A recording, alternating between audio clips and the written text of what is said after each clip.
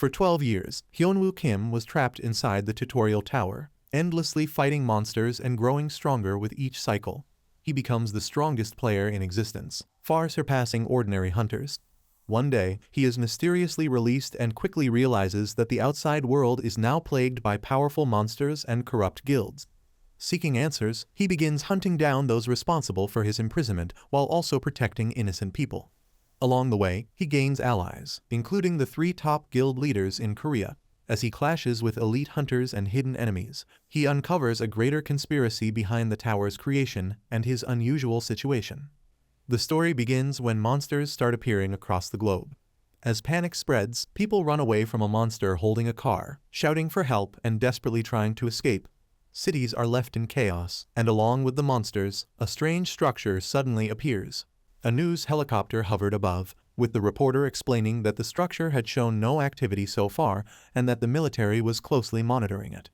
Then, several floating windows appeared beside the monsters, making people even more uneasy about the series of supernatural events taking place. The mountain that had formed in the heart of the city looked more like a tower, featuring multiple entrances and exits, while a purple glow illuminated its interior.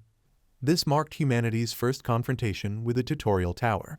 The tower periodically summoned humans from all over the world, forcibly pulling them inside without any restrictions regarding age or gender.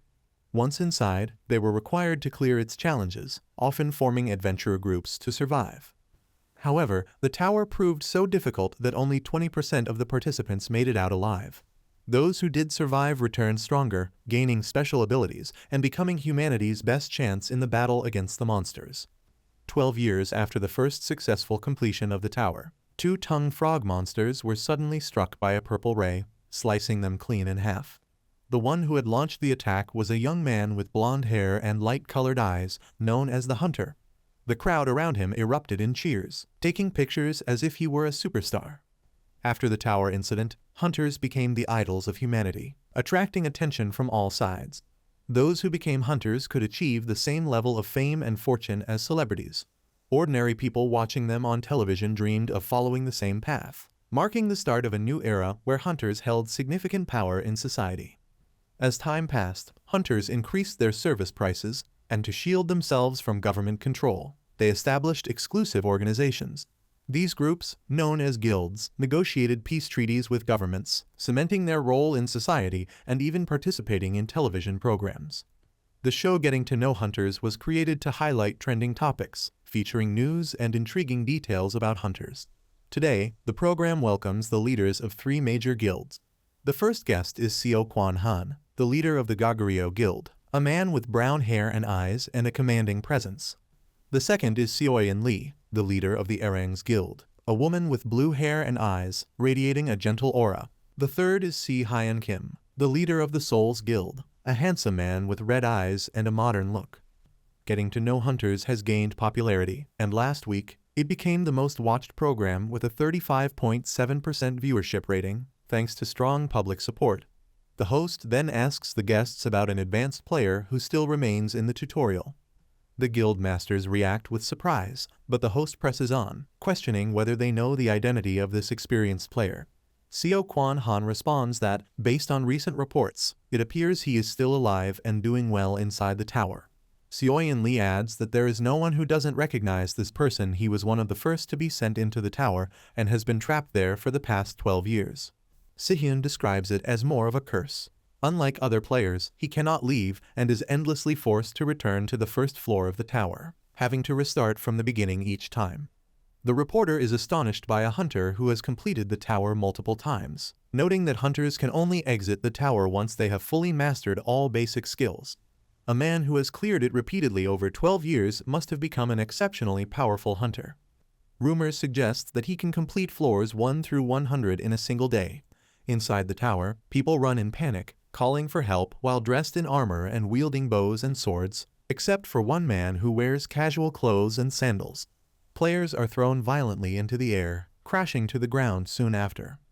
With a calm expression, the man faces the boss of the 10th floor, a demonic creature with flaming hair and horns jutting from its forehead.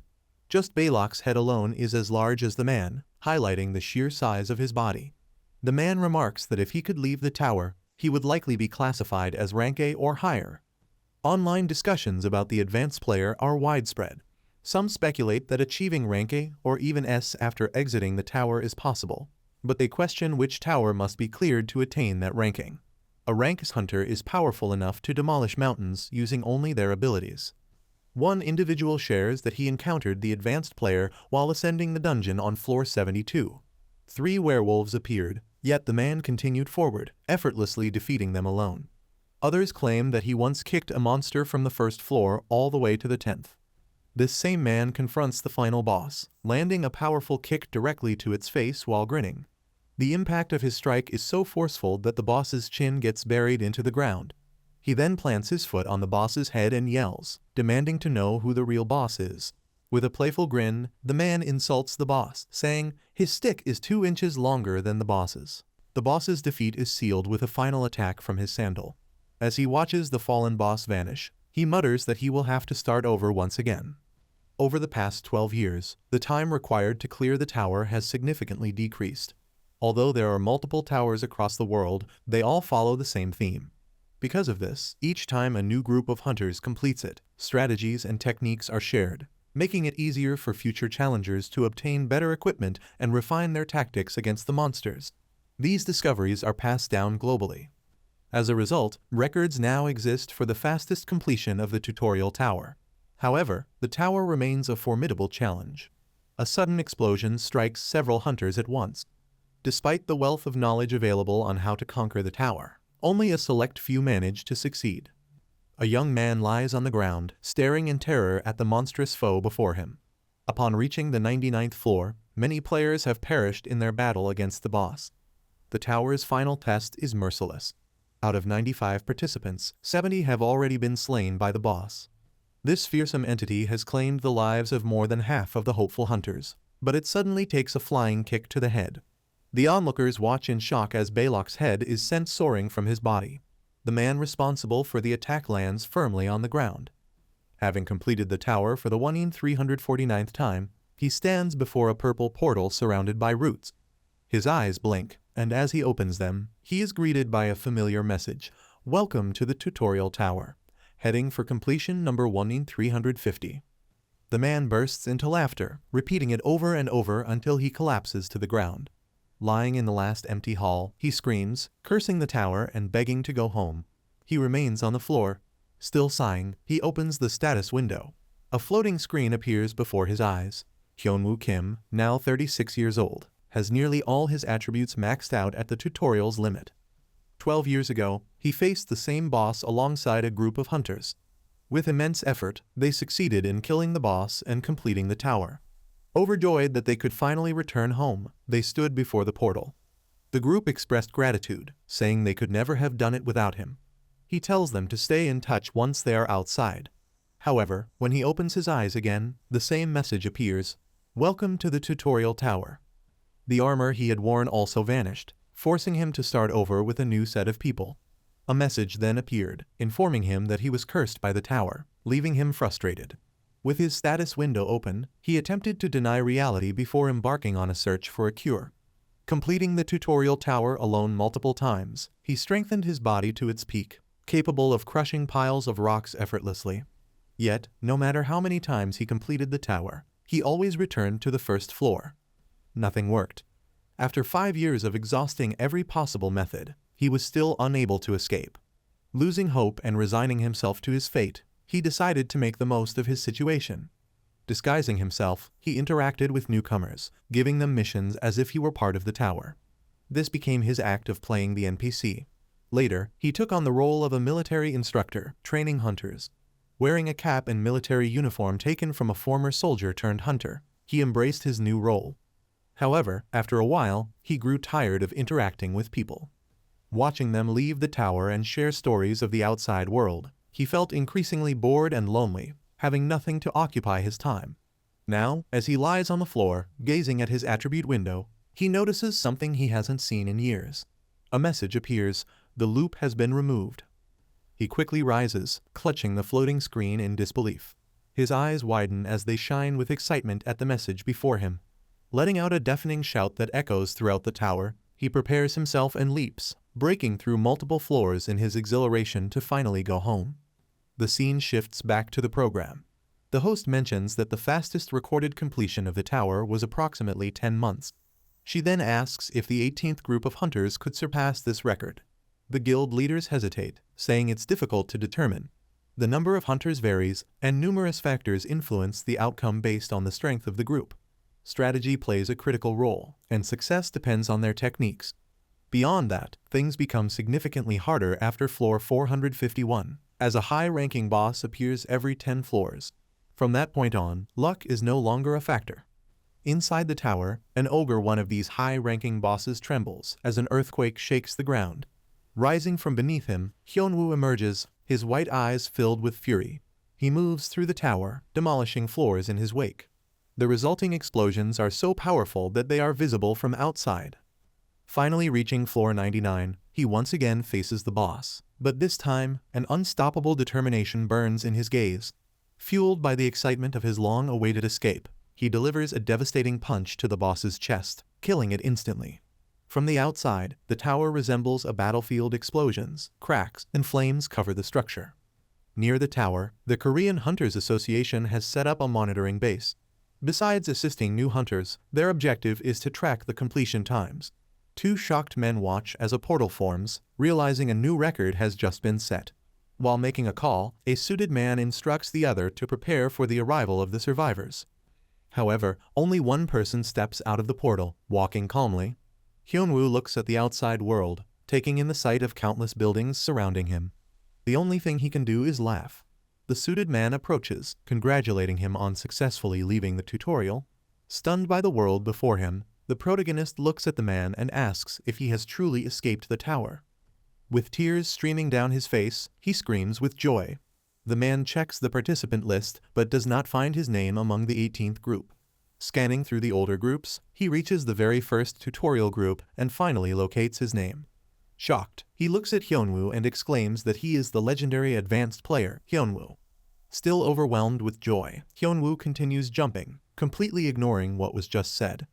The first person ever summoned to the tower has officially escaped after 12 long years. A week later, a large crowd gathers in front of a building. The reporter from Getting to Know Hunters is at Korea's tutorial center, where the hunters of the 18th group will undergo their first ranking evaluation. The 18th group is a special case. Having set a new world record for completing the tower in the shortest time, they have captured global attention. The reporter mentions another circulating rumor: the advanced player has finally escaped the tower. Inside the VIP waiting area of the tutorial tower, the guild leaders have assembled.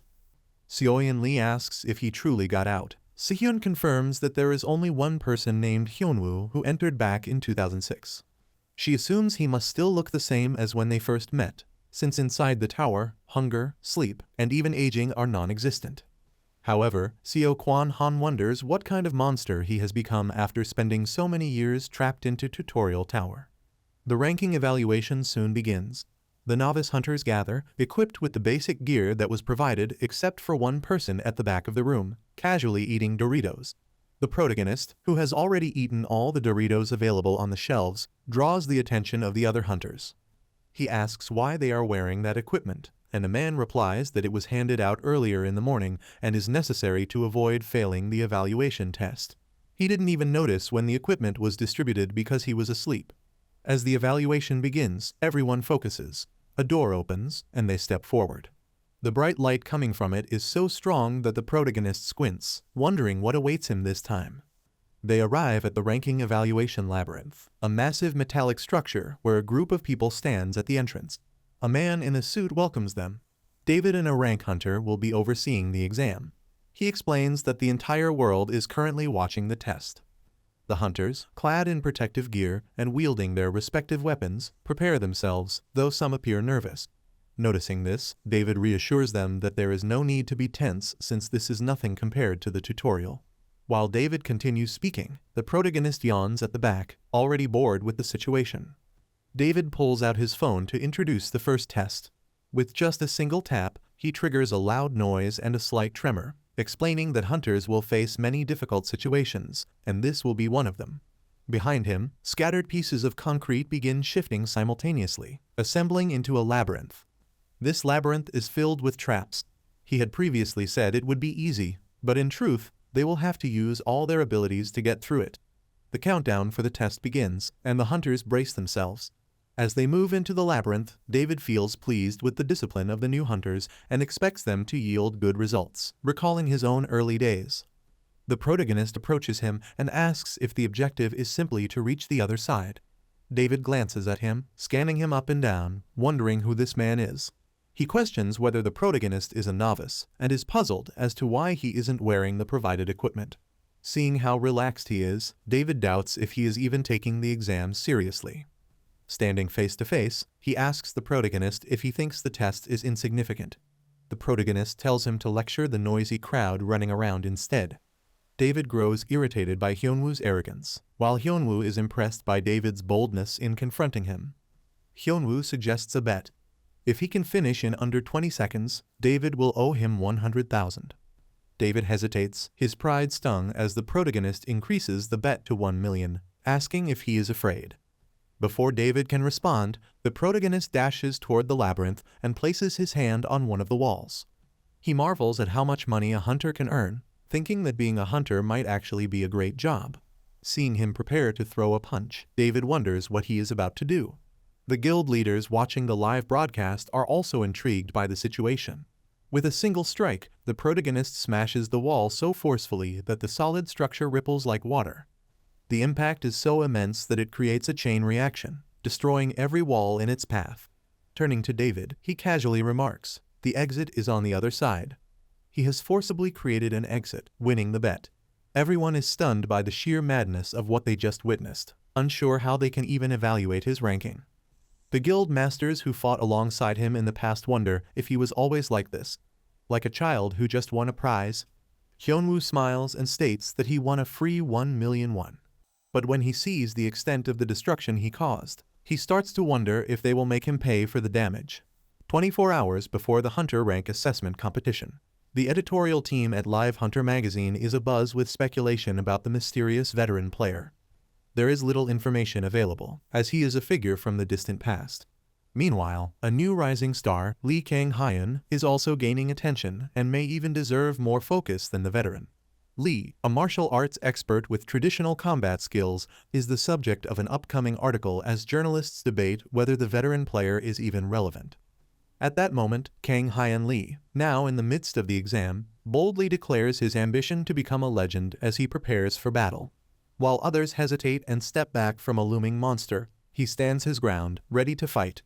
With his sword in hand, he confronts the danger head-on, willing to risk everything for his dream. As a kendo master with numerous victories and titles, Lee is the strongest hunter in his group. He believes that making a powerful first impression will secure his future success. He recalls the meteoric rise of the protagonist in the tower, an overwhelming and unbeatable force. Kang-hyun Lee, a witness to that journey, does not understand how he was overshadowed. During the classification exam, Kang-hyun Lee and the others stare in shock at the destruction left behind. For safety reasons, the exam is put on hold, and everyone is told to wait for further instructions. Behind the scenes, the film crew scrambles to find clear footage of the incident. The cameras, which had been focused on Kang-hyun Lee, had completely overlooked the real protagonist, who unintentionally stole the spotlight. The director, seeing the hero on the screen, declares the rise of a new star. Kang-hyun Lee, feeling bitter, watches the protagonist sleep while the other hunters discuss the explosion, unaware that a veteran player is among them. However, Kang-hyun Lee sees this as a chance to reclaim the attention. The exam organizers announce that the next test will begin soon, waking the protagonist from his nap. Determined not to be overshadowed by the veteran, Kang-hyun Lee moves on to the disciplinary exam, where he will face monsters. He draws his sword and prepares to battle an ogre. Using skill, magic stones, and advanced technology, the virtual training turns into a spectacle, with the goal being to defeat as many monsters as possible in the given time. Kang-hyun Lee demonstrates his electric abilities, astonishing everyone as lightning surges from his blade. With the arrival of a prodigy, he launches a rapid series of attacks, eliminating 78 creatures and earning the highest score among the participants. Viewers watching the broadcast comment that if not for the veteran, Lee would have been the undeniable champion. As the crowd cheers for him, HyeonWoo walks past, yawning, completely uninterested in the excitement. The guild masters watch closely, curious about how he will perform after all this time. The exam resumes. HyeonWoo has 120 seconds to take on a horde of holographic monsters that materialize around him. The audience watches the screen with intense focus. The protagonist, despite being surrounded by monsters, remains entirely calm. As soon as the countdown ends, the creatures attack. Moving at an incredible speed, he crushes the head of a monster in an instant. His movements are so quick that the cameras struggle to track him. The horde is wiped out in moments. To the spectators, it looks as though he has disappeared until, suddenly, the monsters' heads start bursting one by one. Even the guild leaders can't follow his actions, questioning whether he is using some kind of special technique. This theory is dismissed, given that he has just left the tutorial. Upon reviewing the slow-motion footage, it's revealed that he is simply walking up to the monsters and striking them effortlessly without employing any techniques. His sheer power and speed terrify the guild masters, making them wonder what exactly he did inside the tower all those years. When time runs out, he stands among the lifeless monsters. He has single-handedly defeated 248 creatures, breaking the previous record. Viewers online react in awe, discussing how unbelievable his performance was. Some speculate that he must have used magic to move at such speeds. Kang Hyun-lee, reading these comments, smashes his phone in frustration, furious that people are talking about HyeonWoo instead of him. Consumed by rage, he repeatedly punches the wall of his room. He had worked so hard, even resorting to underhanded tactics to climb the ranks only to be completely overshadowed by a random guy from the waiting area. On the other side, a woman hands HyeonWoo a list and asks for his opinion on it. She explains that it contains the names of guilds interested in recruiting him. This woman, standing before him, is Alice, the intelligence chief of the Hunter Association. She states that numerous guilds want him because of the potential he displayed. The protagonist glances at the list, quickly realizing that this important woman isn't here just for that. He asks what exactly she can offer him. She responds that she is there for personal reasons and, aside from wanting to meet the hunter who shook the world, she also suggests that he join the Ares Guild. Right after, she hands him the contract. If he joins the guild, his fixed salary would be 10 billion. Because of the enormous sum, he asks if Korea is experiencing an economic crisis or if the currency has drastically lost value. She clarifies that, on the contrary, the economy has been improving significantly. The land where the protagonist once lived is now worth around 1.3 billion. He is clearly shocked by this revelation. A lot has changed since he entered the tower. She continues, stating that the Ares Guild is very eager to recruit him and is even willing to pay up to twice that amount to secure him. He wonders if someone from the government could be recommending a guild. She explains that this offer comes directly from the Ares Guild scout. She also mentions that he does not have to make a decision right away, but before she can finish, the protagonist interrupts her. He has already made up his mind. He has no intention of being tied to any guild. When he tosses the contract onto the table, she initially thinks he is joking, but he remains resolute, standing firm in his decision. After leaving the room, he reflects on the offer. In this world, everything is a trade-off. They would not offer him a fortune of 10 billion without expecting something in return. If he accepted, he would have to work. Lying in bed with a pile of snacks beside him, the vagabond mutters that he hates working and just wants to live an easy and relaxed life. Resuming their conversation, she asks if he does not plan on becoming a hunter. But he responds, explaining that there are hunters who operate independently without guild affiliations. She sees him as rather arrogant, but still tells him that if he ever changes his mind, he can call the number on the card.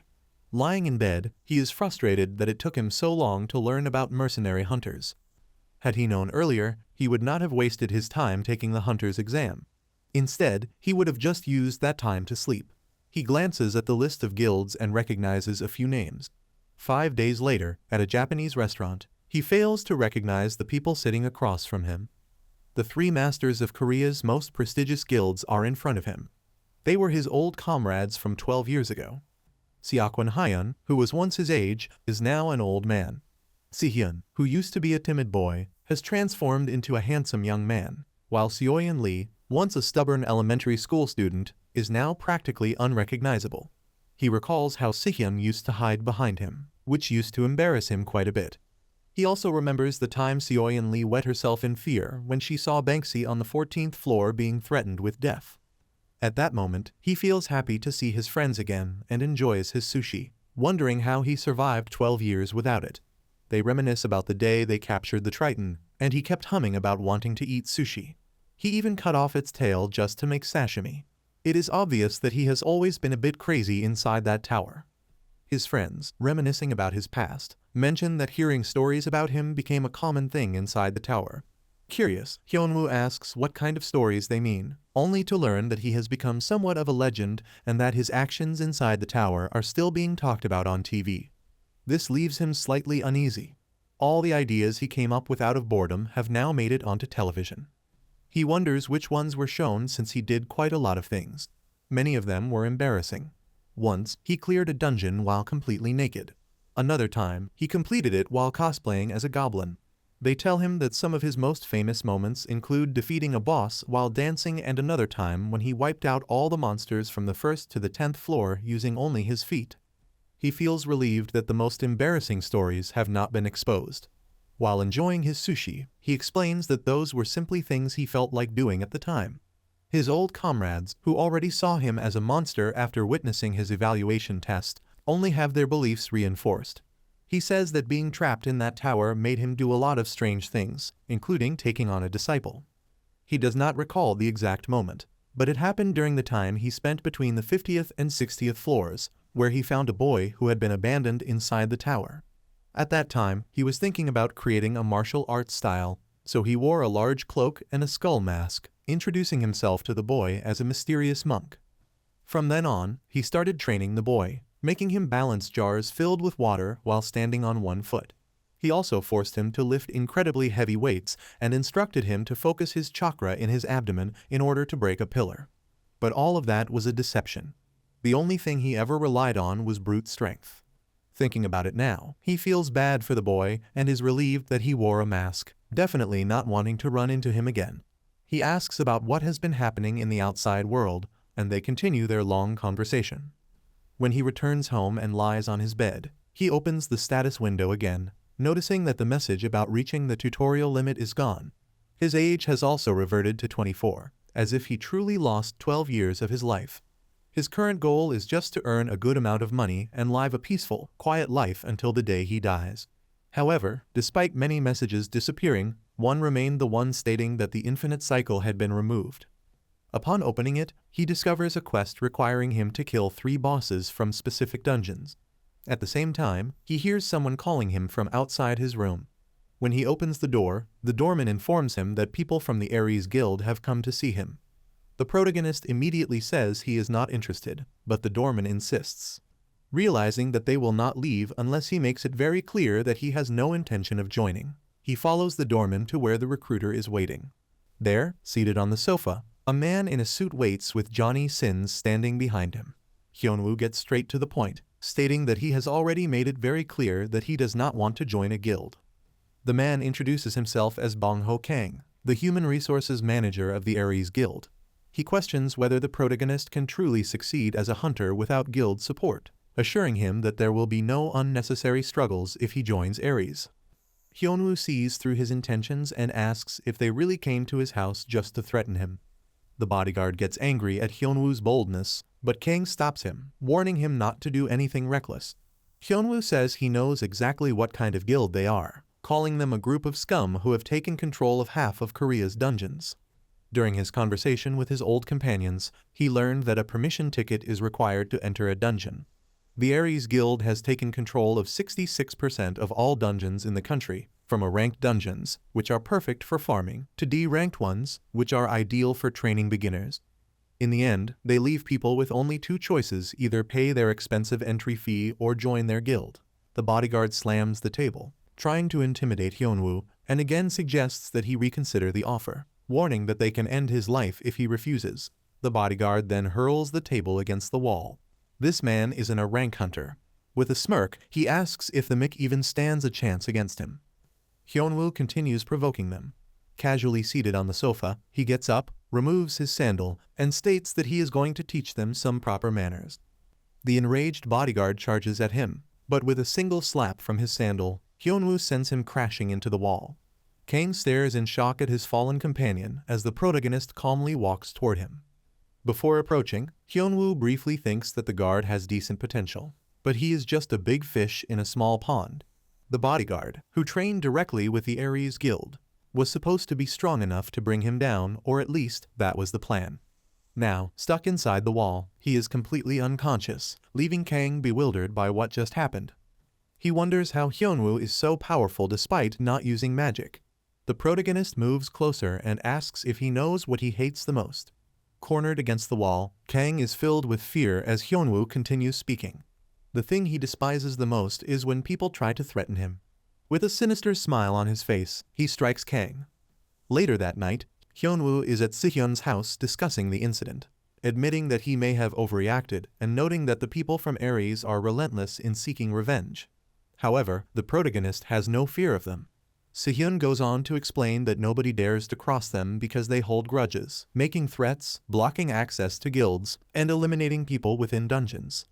He says that what the protagonist did was quite extreme and suggests that he should join the guild, but HyeonWoo refuses. Now, the protagonist has a plan and asks Sihyun if he ever heard of the Adoron laboratory. During those 12 years, he always wondered why was he the only one who could not escape the tower. His questions are filled with anger and resentment. Who was the bastard responsible for this? Why was he trapped there for 12 years? He believes that uncovering these secrets will lead him to whoever is responsible, and when he finds them, he will make them suffer just as he did. The Adoron laboratory is classified as a C-rank dungeon. Its boss is a half-cyborg mad scientist obsessed with human experimentation. It is known as a good training ground for beginners looking to grow stronger. Sihyun doubts they will allow HyeonWoo to enter, as this dungeon is also controlled by the Ares Guild. Frustrated, HyeonWoo asks if there are no laws to prevent monopolies. Sihyun explains that the government does not have time to deal with hunter-related issues. He adds that the reason people can be killed inside dungeons without consequences is that the police cannot investigate there, categorizing these deaths as accidents.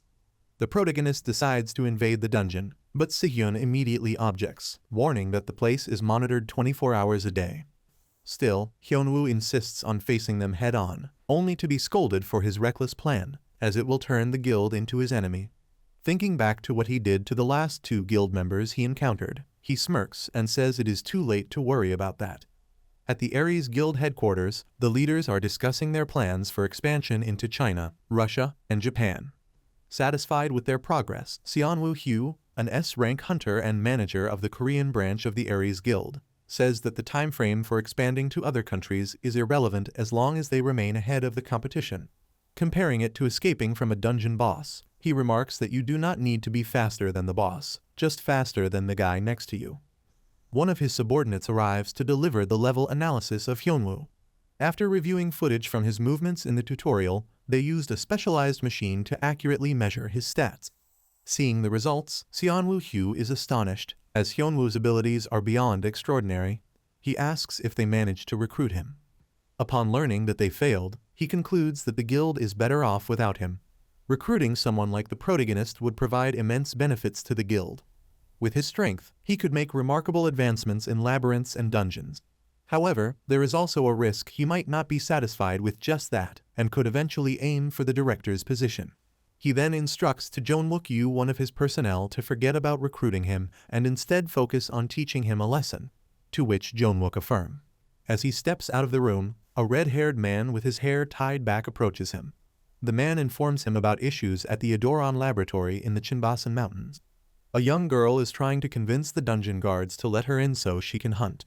The guards tell her that she needs a ticket to enter, suggesting that if she really wants to hunt, she should go to the labyrinth since it's free. One of the guards, noticing the girl is an archer, offers a deal. He says he might change his mind about letting her pass if she gives him her number. Watching the scene, the protagonist walks closer. The man notices him and sarcastically says there's no bathroom there. If he needs one, he should go into the woods. HyeonWoo responds by saying that he wants to enter the dungeon. The guard assumes he must be joking since the dungeon is extremely dangerous. HyeonWoo keeps moving forward. The second guard warns that if he doesn't leave immediately, he's going to get beaten up. Losing patience, HyeonWoo says he has waited long enough and begins removing his sandal. The guards are puzzled by his actions, while HyeonWoo calls out to both of them. One of the guards dismisses him as a crazy person and tells him to leave. But as he steps closer, HyeonWoo smacks him with the sandal, sending him flying several meters away. The remaining guard turns around, trying to grasp what just happened. Meanwhile, HyeonWoo approaches from behind. Since he overdid it and his sandal got destroyed, he tells the other guard to hand over his shoes. With an intimidating glare, he warns that if the man refuses, he'll end up like his friend. Now wearing the guard's shoes, which resemble armored boots, he comments on how light and comfortable they are. The man explains that they cost him 5 million won because of weight reduction magic. HyeonWoo, insisting that he's not a bad person, returns his worn-out sandals to the man. The girl who had been arguing with the guards decides to leave. Meanwhile, the remaining guard looks heartbroken over the ruined sandals. On the other side, at the Seoul Guild headquarters, Seoyeon Lee yells at Sihyun, demanding to know how he let the protagonist just walk away like that. Sihyun complains about being yelled at and says that HyeonWoo isn't someone who can be stopped. The best he could do was warn him about the Aries Guild. They recall their time together in a dungeon. Normally, HyeonWoo isn't the type to cause trouble and tends to let things slide. But if someone pushes him too far, everything changes, and his dark side emerges. HyeonWoo examines his new shoes while his companions try to reassure themselves that he'll be fine. After discussing the Aries Guild, he asks about his current status, surprising Seoyeon Lee with what she hears. Inside the dungeon, Adoron is searching for new test subjects to continue his experiments. A group of adventurers hides in the shadows, observing him. They discuss their next move, noting that the Aries Guild doesn't bother with this boss since he doesn't generate much profit. Since they're already inside, they suggest taking him down. But one of the group members, a young woman, doubts whether their skills are strong enough. Before entering, they research the boss and found out that while he has high defense, his attack power is low. If they can wear him out, they have a chance to defeat him. Feeling determined, they prepare for battle. Just then, they notice a man casually walking up to the boss. The group is bewildered, wondering who this guy is standing face to face with the dungeon boss. 12 years ago, HyeonWoo's teammates learned about his childhood in an orphanage. He was always told to stay out of trouble and hide the fact that he had no parents. After his parents passed away, his cousin placed him in an orphanage and stole his inheritance. Perhaps because of that betrayal, he lost faith in humanity. Though he usually stays calm, if someone tries to control or pressure him, he cannot suppress his deep-seated resentment. Back at the present, the monstrous half-cybernetic boss considers what kind of experiment to conduct first, sparking his blades in excitement. HyeonWoo tells him to stop, but the boss merely laughs and asks why he should listen. Without hesitation, HyeonWoo delivers a single powerful kick, completely destroying the boss's body. The adventurers watching are left speechless. HyeonWoo checks his status window again and sees that one of the missions is now complete. The next target is in the forest village. The group of adventurers recognizes him, realizing that he's currently the most talked about person in the hunter community. In the Aries Guild basement, a subordinate approaches Chunmyung, the guild's management chief, and hands over HyeonWoo's evaluation report. He was shocked to see that someone fresh out of the tutorial already has 2B rank attributes. Myung remarks that HyeonWoo is practically a monster and asks if they should take care of him. They are already aware that HyeonWoo invaded one of their dungeons and note how humiliating it must have been for the director. If HyeonWoo is truly that strong, they may not be able to just scare him off. They might need to eliminate him, though Myung promises to be discreet. With the guild leader preoccupied with matters in China, the situation is tricky. 2 years ago, when the Podo Guild was established, it took control of nearly half of China's dungeons. The guild's success is attributed to its mysterious leader, an S-rank hunter whose identity remains unknown. Since they are heavily focused on their Chinese expansion, they can now plan how to deal with HyeonWoo, who is busy taking pictures, is amazed by how much technology has advanced. He takes a picture of Sihyun and is excited that he can even play games on his phone. Sihyun explains that the dungeon HyeonWoo wants to enter is controlled by his guild, but the boss isn't currently there. HyeonWoo, irritated, asks why. He explains that the boss was defeated a few weeks ago. The system in real life works differently than inside the tower. Dungeon monsters usually regenerate within a day, but in reality, the rules are different. Normal monsters respawn constantly, but dungeon bosses take longer to reappear. HyeonWoo panics, thinking he'll have to wait an entire month for the boss to respawn. However, he reassures him that it will only take 2 or 3 more days. Sihyun then asks when HyeonWoo plans to register his ranking at the Hunters Association. With an official ranking, he can gain sponsorships and financial benefits. When Sihyun mentions money, HyeonWoo suddenly gets excited and asks how much he can earn. He explains that it depends on the rank. For instance, B-rank hunters can earn up to 1.3 million won, while higher ranks make significantly more. Sehyun himself earns 7 million won. The following day, HyeonWoo heads to the Hunters Association with Sehyun. The receptionist asks if he's there to register and requests his name. Upon realizing that HyeonWoo is the guy who escaped after 12 years, he recalls that Kang Hyun Lee had been searching for him. Finding HyeonWoo arrogant for a rookie, he assumes his rank will be, at best, B rank. He hands HyeonWoo a small box called the Eye of Truth, which will assess his stats and project them as a hologram. As HyeonWoo grips the box, the hologram appears. The receptionist stares in disbelief at the displayed stats. Completely shocked, he yells that there's no way those numbers make sense. Once again, news about HyeonWoo is spreading rapidly. People online comment that aside from magic, all his statuses are a rank and that no one else in the world has stats like his. While returning by car, HyeonWoo is amazed at how fast the news spreads on the internet. Sehyun says it is inevitable since, in addition to his monstrous stats, he also caused a commotion inside the Ares Guild's dungeon. Sehyun warns that the Ares Guild has likely gathered enough information about him, and that after today's incident, they won't just stand by and do nothing. As he tells the protagonist to be cautious, he is playing on his phone. He suddenly starts laughing and shows his screen. He points out that on the game's loading screen, there is a hunter striking a ridiculous pose with cheap effects. Sehyun, now serious, says that the hunter in the image is actually him, creating an awkward atmosphere in the car. The protagonist then asks if Sehyun has nothing better to do since the other guild masters are always busy while he seems to have plenty of free time. Sehyun replies that he is just as busy as the others and only took a day off to help him. However, the protagonist does not quite believe that explanation. Back in the basement of the Ares Guild, people are amazed by the protagonist's strength. Myung assures them not to worry since he called Chungkang Shin, a hunter who is close to reaching a high rank in China. Now in the forest village, HyeonWoo and Sehyun wait for the dungeon boss to regenerate. As they go deeper into the forest, a man a few meters away watches them with a smile. The protagonist asks about the man walking with them, and Sehyun explains that he is an assistant responsible for gathering materials. The protagonist does not fully understand what kind of materials these are, so Sehyun explains that the materials dropped by the dungeon boss can be sold for 20 to 35 million won. The protagonist, shocked, asks what kind of things people make with those materials. Sehyun comments that someone dressed like him would probably not understand their purpose, explaining that they are used to craft weapons and armor. The assistant requests permission to record the raid, explaining that money can be made through streaming. In HyeonWoo, a top-tier mercenary wants to take 80% of the profit. They continue walking deeper into the forest. Sehyun hands the protagonist a map, warning him that the further they go, the more the forest turns into a labyrinth. However, as the protagonist has no idea how to read the map, he simply throws it away. As he approaches a large tree, he turns to the assistant and tells him to capture everything on camera.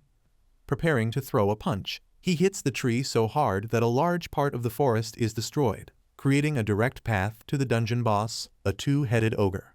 The assistant is in awe of HyeonWoo's abilities, recording everything as they approach the boss. With a leap, the protagonist reaches the boss's height, dodging its attack before climbing onto its shoulder. He kicks the boss, making it fall, and under the moonlight, he stands on top of it. In just a few moments, he has eliminated the dungeon boss. While the assistant is thrilled that his video will go viral, the man watching from the tree grins maliciously. Back at Ares Guild office, this man is the hunter Chin-young referred to from China named Chen Kang, who observes the protagonist's skills. He acknowledges that HyeonWoo truly deserves the title of an advanced player. His physical abilities are overwhelming even without magic or special abilities. However, his weaknesses are quite obvious. Tomorrow, he plans to invade the swamp dungeon, making it the perfect time to strike. Next day, at Visible Swamp entrance, the protagonist senses that something feels off as he receives a message on his phone. It is from Seoyeon Lee, who expresses concern for his safety. Despite this, the protagonist continues forward, confident that neither the Ares Guild nor anything else can stop him. The day before, Seoyeon Lee questioned why he wanted to enter the Ares Guild's territory. He replied that he had some business to take care of there. She pressed him for details, but he refused to elaborate. She asked if he was doing this just to go against Ares, and he admitted that was part of the reason. Seoyeon Lee sighed. Even though she knew he was strong, given what she had heard about his abilities, she still worried about him. She advised him to avoid clashing with the Ares Guild members. Since the swamp dungeon was in a rank area, Ares was also likely waiting for the boss to respawn. The protagonist acknowledged her advice but had no intention of following it.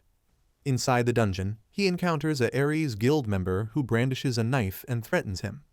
The man yells, trying to intimidate the protagonist, who recalls his friend's words. Seeing the man take an aggressive stance, he sighs and asks why they never learn. They disrespect him upon arrival, underestimate him, and then get beaten for it. Already exhausted from this routine, the protagonist comments on how predictable it has become, further irritating his opponent, who charges at him. An explosion erupts as the protagonist casually walks away. While stepping on the soft ground of the swamp, he is being watched by a monster in the water. As soon as the creature detects that the protagonist is close enough, it lunges at him. In front of him stands a crocodile over 20 meters long. Impressed by its size, he remembers his friend's words. Its hide is incredibly tough, and its teeth are extremely valuable. With a smirk, the protagonist prepares to fight, aiming to kill it quickly and take all the loot. However, the battle takes an unexpected turn. When the monster tries to flee, he grabs both of its tails, preventing it from escaping into the water.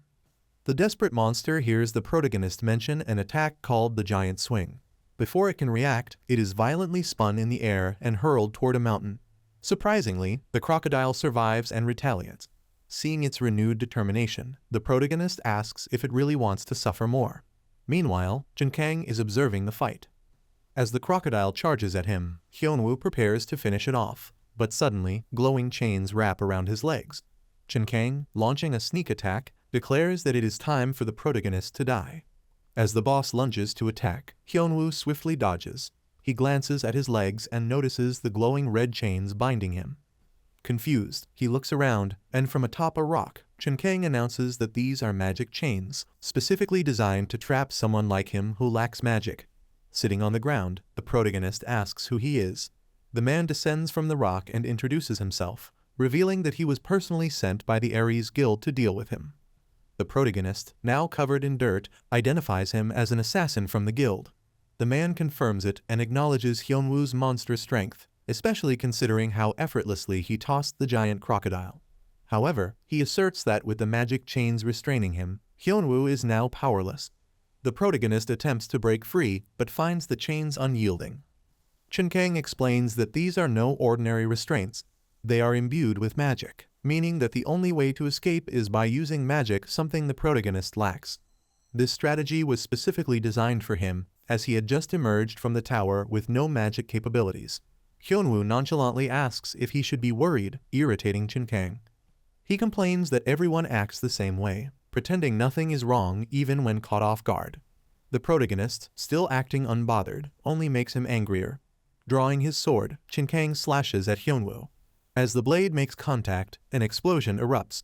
He assumes he has killed him, but when the smoke clears, the protagonist stands there unharmed, unfazed by the attack. Seeing that his strike had no effect, Junkang panics. He tries attacking again but is caught off guard by a powerful punch, sending him flying. HyeonWoo approaches him, stating that he should have restrained his entire body. The confused Junkang watches as the chains dissolve. Without hesitation, the protagonist breaks the tree he was tied to and lifts it. Knowing what is about to happen, Junkang braces himself. In the next instant, HyeonWoo hurls him at the crocodile, killing it instantly. A mission completion notification appears before him, updating his status window. Back at the Ares Guild, Myung receives word that Junkang has been eliminated. The tree he was bound to has sunk into the swamp, making it impossible to recover his remains. Junkang was a hunter with 2 S-rank statuses along with 7 abilities. Someone so powerful ended up losing to HyeonWoo. Myung feels both worried and stressed, thinking about how to deal with HyeonWoo. Back home, HyeonWoo lies on the sofa, lost in thought. He sighs before opening his status window. New updates have appeared. He gained the ability to scan statuses and also received an invitation from the system to act as a temporary guardian. He does not fully understand it, but is pleased that something has changed. He assumed that completing the mission would grant him some information from the tower, yet all he received was an invitation that expires in 2 hours. Sehyun arrives home and asks if he has eaten. HyeonWoo takes this moment to check his new ability. Using status scan, he tries to examine another person's status but finds little information due to the ability's low level. Frustrated, he calls it useless, making Sihyun mistakenly believe he was talking about him. Sitting on the sofa, he waits for the system to update so he can learn more about the tower. When the clock strikes midnight, everything around him darkens, and he is teleported to a room. In this room, a woman sits at a table in front of him with an empty expression. She greets him and introduces herself as his assistant, Av. She states that as long as he is alive, they will meet frequently. The protagonist feels excited, believing he will finally get some answers to his questions. He is eager to understand why he was trapped in the tower. Facing Av, he waits for her to speak. When she remains silent, he asks if she is going to explain anything. He soon discovers that she only responds to questions. His first question is about who imprisoned him in the tutorial tower, but she cannot answer because his status scan level is too low. He gets irritated, realizing that to receive answers, he must level up his scan ability. He continues asking various questions, but she does not answer any, frustrating him to the point that he flicks her on the forehead. Without knowing who she is or why she summoned him, he becomes more annoyed by her lack of responses. Av then states there is one thing she can tell him. The guardians are those who protect. He sighs and gives up, asking what information he needs to know. She explains that since he is currently a temporary guardian, he will receive more detailed answers as he ranks up. He asks how to become a full guardian. She replies that in 5 days, a rift will open in his region. In its deepest part, he will find a key to upgrade his scan level.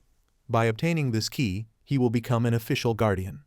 Back home, he reflects on the situation, determined to do whatever it takes to gain information.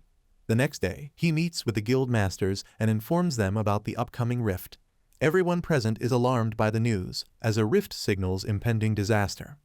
At Ares Guild headquarters, the director slams his fist on the table upon hearing that one of the company's strongest fighters was killed. He is furious and orders unlimited spending to ensure his revenge. He instructs them to find a mercenary stronger than the previous one, determined to see HyeonWoo dead. After dealing with him, he plans to shift focus to the Pata Guild, as its members are being taken out by a special mass troops. Meanwhile, the protagonist is fascinated by a ring, a small item worth over 2 billion wons, found in labyrinths. Curious, he asks about the difference between labyrinths and dungeons. They explain that labyrinths contain artifacts like this ring, whereas dungeons only provide monster resources or magic crystal stones. The ring is enchanted, similar to those in games. Using his ability, he identifies it as a class item with pyrokinesis, but due to his ability's low level, he cannot discern much more. Frustrated with his weak ability, he decides that once he completes his current tasks, he will visit a labyrinth. Remembering his conversation with Avi, he asks if they know about rifts, startling everyone. A rift is when the ground suddenly splits open, unleashing an endless wave of monsters. Witnesses who have seen one firsthand called it the gates of hell. Since Av spoke about it so casually, the protagonist assumed it was not a big deal, which irritates him. He then asks what would happen if a rift opened in Korea. Everyone falls silent, knowing that while a low-ranking rift could be stopped, it would still leave the area devastated. Some guilds would fight against the rift, while Ares Guild would likely send expendable members and take credit for defending against it. The protagonist looks at the meat on his plate and tells them to eat well and rest over the next few days, confusing them. A few days later, at the airport, a small tremor begins. The earthquake intensifies as the ground starts to crack. A red rift slowly opens, expanding into a massive chasm. Meanwhile, in a distant castle, a hooded figure approaches a large circular table, stating that the 9th class has awakened. A man seated at the table asks if it has fully awakened. The hooded man replies that it has not yet, but will soon. The timing could not be better. This demonic-looking man observes HyeonWoo, curious to see what he is capable of. Back at the airport, people fall to the ground in fear as the earthquake continues. Some manage to stand, while others collapse to their knees. A news helicopter flying over the scene warns people to evacuate due to the rift's emergence. The airport is placed on lockdown, and hunters are deployed, but waves of monsters keep pouring out. The situation worsens, turning into a battle between humans and beasts. The monsters advance relentlessly. Some people, overwhelmed by fear, are unable to act, but a team member uses a skill to trap some creatures, gaining time to eliminate them. As an experienced hunter, he orders a rookie to get up and keep fighting. However, after slaying multiple monsters, they realizes the situation is deteriorating since reinforcements have yet to arrive. No matter how many they defeat, more monsters continue to appear. They must target the exact location where the rift emerged. A man hears a sound and, upon looking, sees a massive skeleton approaching. It is a rank monster, causing despair among the people. As the skeleton prepares to strike, the man orders everyone to flee while he tries to shield them. Even while defending himself, the force of the attack sends him flying into a car. The skeleton moves closer, ready to land the final blow. At the last moment, HyeonWoo intervenes.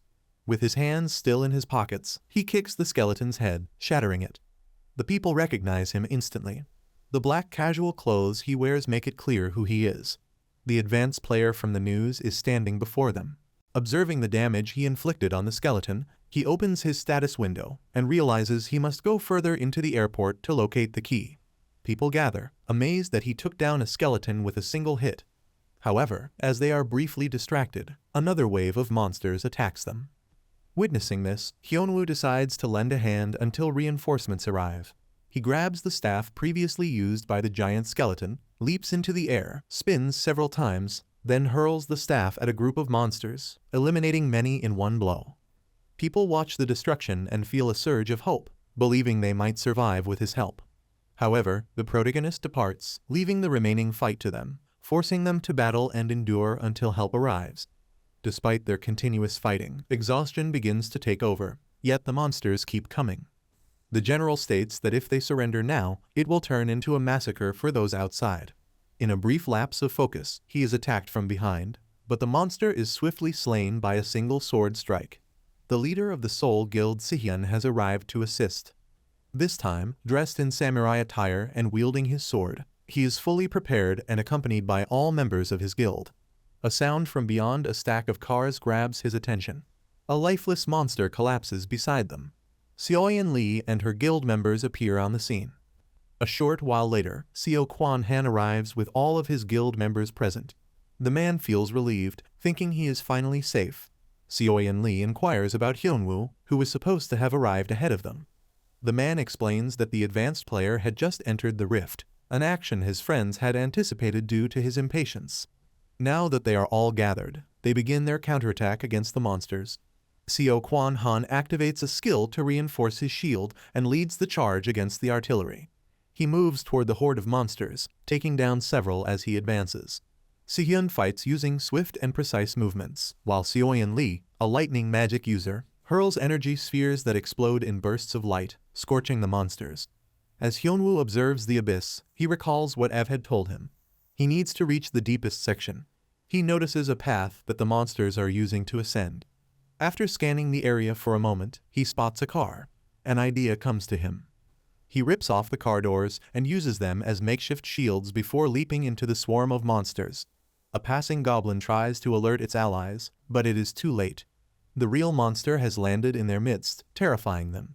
Like a charging buffalo, he plows through the path, sending monsters flying in all directions.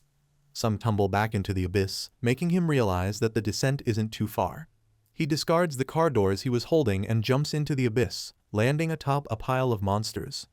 Upon reaching the bottom of the rift, he sees a red monster approaching. It stands out from the rest stronger, with crystals embedded across its body. The Crimson Climber is the monster that holds the key he seeks. Without hesitation, he charges forward, attempting to seize it. He throws a punch at the creature, but it swiftly dodges and counterattacks, sending him flying. Shocked, he has no time to react as the monster rushes toward him. HyeonWoo narrowly evades the attack and retaliates with a kick and a punch to its face, knocking it to the ground. The creature speaks while pointing at him, but he doesn't understand and continues his assault. The monster successfully blocks his punch with one hand before counterattacking. In this struggle, it is clear that the protagonist is having difficulty keeping up. Noticing a wound on his abdomen, he wonders if he should use that technique. Getting back on his feet, he declares that the monster is in trouble now. Without comprehension, the protagonist assumes a martial artist's fighting stance. Back when HyeonWoo was trapped in the tower, he recalled how martial arts stories often depicted people overcoming trials through spiritual enlightenment. He knew it was just fictional nonsense, yet he trained anyway, hoping to find enlightenment and escape the tower. Initially, he mimicked martial arts he had seen on TV. but it proved useless since his punches barely affected the monsters. He thought it was all a waste until, one day, he managed to behead a monster with a single punch. The status he had accumulated from clearing the tower countless times had turned fiction into reality.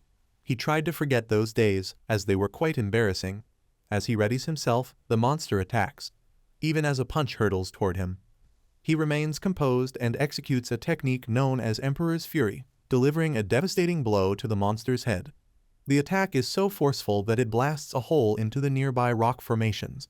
Observing the destruction, he is relieved that no one is around and admits that shouting technique names is an embarrassing habit. He retrieves the key, updating his mission. In 3 days, he will meet Av again, and this time, she better have some answers for him. He notices a small drone flying above him, its footage being displayed on a large screen at the Ares Guild. They are astonished by this demonstration of power. The boss questions whether he is truly in a rank. His assistant confirms that these are the official results from the Hunters Association. The boss asks if this really looks like a rank. Even with his underdeveloped magic, without using items or armor, and dressed in sportswear, he still managed to perform terrifying feats. The boss asks if they have gathered the information. He believes that even all this brute strength has its limits and orders them to fully prepare for his elimination. The following day at the Hunters Association, several reporters take photos of the guild leaders and the protagonist. They are being recognized for their efforts in battling the rift. While everyone is dressed in suits, the protagonist casually wears his sportswear while being filmed by the raid assistant. In the forest, he is quite pleased that many people are watching his live stream. Comments keep appearing. When the protagonist receives his award, a man who appears to be from the army observes him, analyzing his outfit. He asks if he needs to bring him new clothes, but is met with an arrogant response from the protagonist, leaving him extremely annoyed. After receiving his awards, he asks if he can leave, and before they can reply, he dashes toward the exit. His friends present are no longer surprised by his actions, as the protagonist is someone who does not conform to societal norms. We are shown the castle of the Pado Guild in China. A woman soaking in a large hot water bathtub watches the TV, seeing the footage of the protagonist fighting the Crimson Monster. She observes his stances and movements, shocked, before quickly getting out of the pool and asking what his name is. Her assistant informs her that he is Hunter HyeonWoo, who has just emerged from the tutorial. She orders them to gather all information about him, from his past to the present. As the assistant acknowledges, a man wearing a white HyeonWoo enters the room. He greets her and announces that he brings news regarding the subjugation of the Hyeon Guild. Without even glancing at him, she asks what the information is.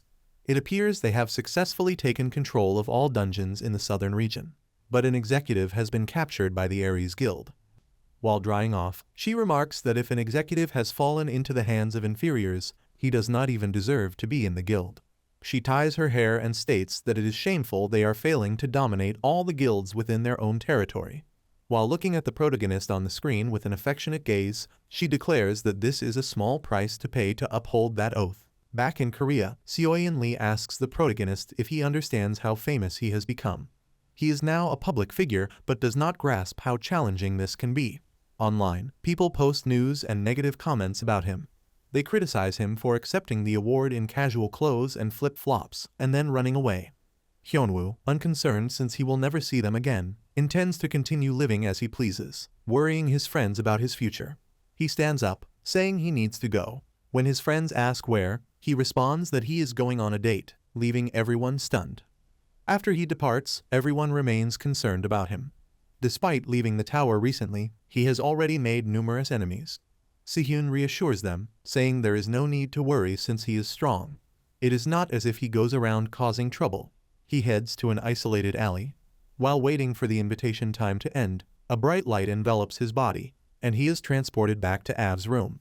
He asks if the status sweep has increased his level. Av responds that after fighting the Crimson Demon, he progressed from lower rank to inferior rank, which does not satisfy him at all. Av tells him to calm down, explaining that she is merely repeating what the system instructed her to say. She states that the information he can access remains nearly the same, further frustrating him. However, now that he is an official guardian, she can share the tasks he must complete. Once he fulfills them, he will be able to learn everything he desires. Now that he is a guardian, his duty is to stop all climbers who ascend the tower. He protests that he was trapped in the tower for 12 years and never saw a single one, but he is corrected. They clarify that it is not the tutorial tower they are referring to, but the tower that consists of 12 layers, with Earth being one of them. His responsibility is to protect the 9th layer, which is Earth. HyeonWoo only wanted to find out who imprisoned him in the tower, but now he has become the protector of Earth. All of this is far too complicated for someone who simply wanted to live in peace. Avs tells him that if he fails to stop the climbers, the 9th layer will be destroyed, meaning the end of his life and that of his friends. He is furious about not having a choice and being forced to comply. Av attempts to de-escalate the situation by saying it is not exactly like that, but this only angers him further because she cannot provide a valid reason. Av, who holds the prestigious title of administrator of the new system, is being too lenient with him. She calls his name, shifting her tone to a serious one. However, the protagonist responds even more sternly, making Ave realize that this approach will not work. She changes her strategy, explaining that they chose him as a guardian for his own benefit. She also mentions that there will be rewards, which will increase as he eliminates more climbers. HyeonWoo now speaks in a calm and composed manner. He asks at what scan level he needs to be to learn who created the tower and imprisoned him inside. Av replies that his scan level must be much higher to access that information. He inquires about the number of climbers he must defeat to level up, but Av explains that there is no fixed number since climbers also have varying levels. To obtain the information he seeks, he must eliminate 5 high-rank climbers. The Crimson Demon he previously fought was likely a low-ranking climber, helping him understand how this system functions. Returning home, he sits in a library, observing his status window. The only new notification states that he will be alerted when a climber appears. All this talk about Earth being inside a tower and him needing to be humanity's savior is too complicated. To simplify things, all he has to do is defeat some monsters until he can discover who locked him in the tower. While thinking about this, he receives a call from Lee. When he answers, she urgently tells him he is in serious trouble and to check the news immediately. Upon turning on the TV, he sees the presenters discussing the murder he allegedly committed against a member of the Aries Guild. Lee heads to HyeonWoo's house. The phones are ringing non-stop, yet he remains calm, lying on the sofa. Lee comments that he was already famous the moment he left the tutorial tower. After single-handedly clearing the rift, his popularity skyrocketed, but now, with murder accusations, other countries might start paying attention to him. He asks why they are so concerned. Lee, furious, demands how they could not be worried. As he looks at her, a strange feeling crosses his mind. It is as if he is being scolded by his wife, but he has never been married or even had a girlfriend. So he suddenly asks if Lee likes him. She takes a deep breath but cannot contain her anger. Activating her lightning ability, she warns him that if he thinks she is joking and dares to say something like that again, she will electrocute him. Sihyun arrives, holding his phone, showing multiple missed calls from reporters, and revealing that he is now the #1 trending topic on X.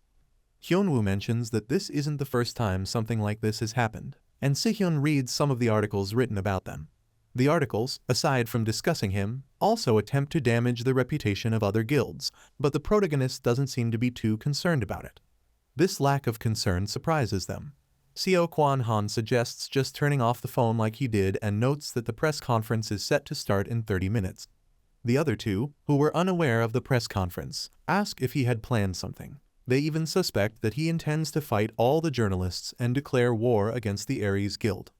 The protagonist feels disappointed by their assumptions about how he would act, while Seo Kwan-han laughs at the situation. At the Aries Guild, the director asks if everything is going as planned. HyeonWoo confirms and explains the entire situation. Given the public's perception, it will be extremely difficult for him to escape from this situation. The director is pleased, thinking that whoever makes the first move wins the battle, and it's too late to turn back now. He is determined to stay one step ahead of HyeonWoo and eliminate him for good.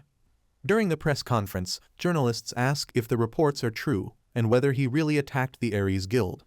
The protagonist, seeing all the cameras and recorders pointed at him, admits that he doesn't really know how press conferences work and decides to handle it in his own way. He selects one reporter, who asks how he is feeling at the moment. He simply responds, "That's crap." Another reporter then asks if it is true that he killed a member of the Aries Guild, and he honestly replies, "Yes," shocking everyone present. He continues by stating that he doesn't understand why the Ares Guild is treating him this way. He only refused their offer once, and yet they've taken things this far. When he displays footage of his encounter with the assassin, people are stunned by this unexpected turn of events and continue watching attentively. The entire conversation between him and the assassin is now being shown to the media.